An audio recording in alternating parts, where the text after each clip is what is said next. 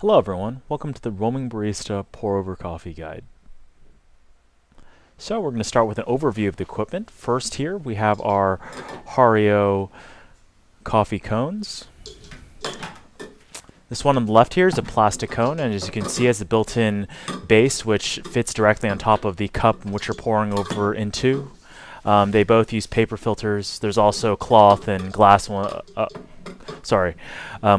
and metal ones available. So this is the Hario glass cone that I'm using here, and it's fitted onto a homemade base. The base fits a scale underneath, and this allows me to weigh the final coffee product at the end and without having to factor in the grind weight as well, which the plastic one you'd have to fit in the grind weight.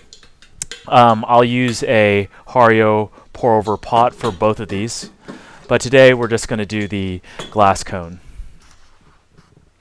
So what we're going to start with is a preheating of both the coffee pot that I'm using underneath as well as pre-wetting the filter.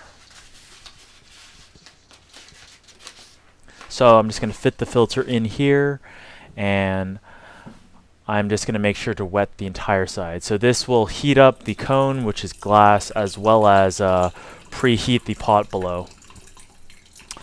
So one of the reasons why we want to pre-wet the filter is just so that we don't have to taste the kind of paper filtery taste that often comes from a dry filter being hit with water initially.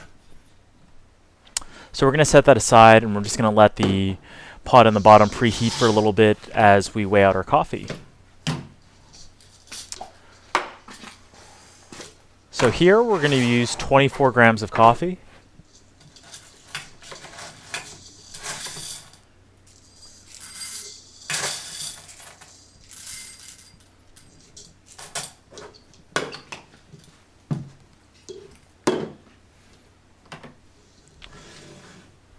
Alright, so we're going to empty out the water and we're going to prepare to grind. So for pour overs, this is pretty much your standard drip grind, maybe slightly coarser than that. It'll really depend, but this is pretty much just your general drip. So that would be in between espresso and French press, pretty much smack dab in between. For me, I generally just grind directly into the cone.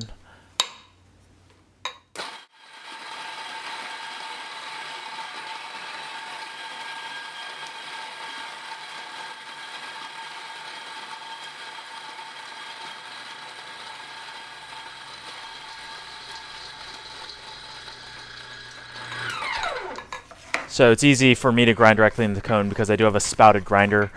It's also perfectly fine to grind into a bowl first and then just pour it in. You kind of want it to be pretty even on the top. And now we're going to go ahead and set up to actually do the pour over. So we're going to place the container underneath, and I'm going to give you guys an overshot view. So what we're going to start with is a 40-second pre-infusion. The idea of the pre-infusion is to bloom the coffee a little bit. As you can see, it's not perfectly pre-infused. Not everything is completely wet. Really what we want to try to do is bloom the coffee without extracting any, or with extracting as little as possible. So we don't want a lot of coffee to be dripping to the pot below. If you can help it, try to get none at all. It really just comes with practice.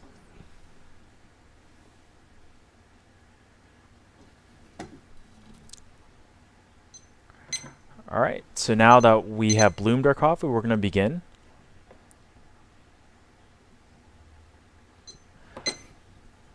So, my pour over method is a 20-40 approach, so 20 seconds on and then 40 seconds off.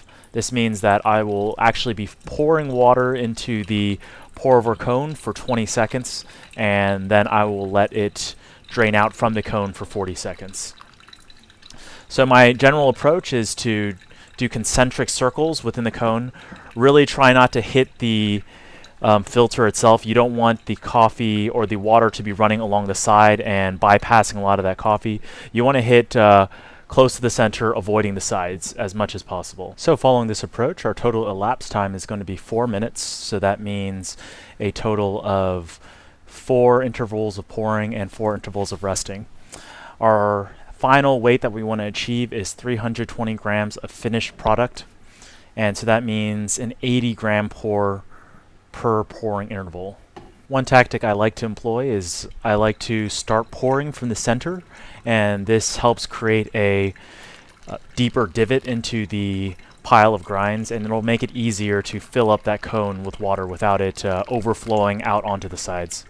So as much as possible, you want to keep the water level fairly controlled. You don't want it to be too high over the grinds, because this will actually allow some of the water to run along the filter and bypass those grinds. Speed through these next 2 intervals, but something that you might notice as you're going through consecutive intervals is that the foam, as you're doing the pour over, will get continuously blonder and blonder. And this is a good indication of how well the coffee is being extracted. Pretty much by the 4th interval, your coffee is going to be completely blonde, and there might be splotches of parts where there is no foam. And this is kind of an indicator of how much extraction has actually occurred. Alright, so now we're here at the final interval. On another note, as we're doing this pour over, just make sure that you have a bowl ready. In my case, I just used the grinding bowl that we used, and once that 4-minute mark hits, what we're going to do is immediately pull out the vessel that we're extracting into and just replace this with that little grinding bowl afterwards.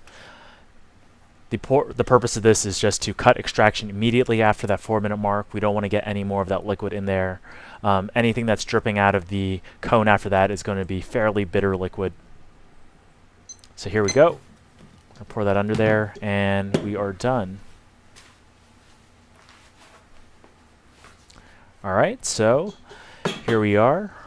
We have the pot of finished coffee to the left, and there's our stand. I'll just push it back. Now we are ready to serve. Empty out the serving cup. And there you go, just pour. Alright, we're all done here. So enjoy.